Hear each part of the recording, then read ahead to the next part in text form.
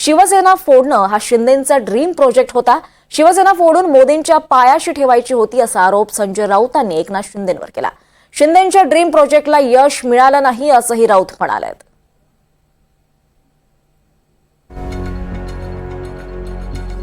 त्यांचं dream project एकच होतं, ते म्हणजे शिवसेना फोडायची आणि मोदींच्या पायाशी नेऊन ठेवायची. हे त्यांचं ड्रीम प्रोजेक्ट होतं. बाकी त्यांच्या ड्रीम प्रोजेक्टविषयी माहीत नाही. पण शिंद्यांच्या त्या ड्रीम प्रोजेक्टचं काही त्याला सफलता मिळाली नाही.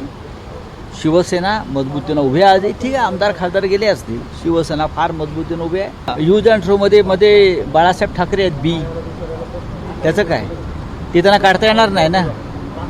यूज अँड थ्रो आहे, मध्ये ब आहे ना, त्या बचं काय, बाप आहे तो. मध्ये बाप आहे ना, कसं विसरतात. जोपर्यंत तो बाप आहे तोपर्यंत ए संस्थी काही करू शकत नाही.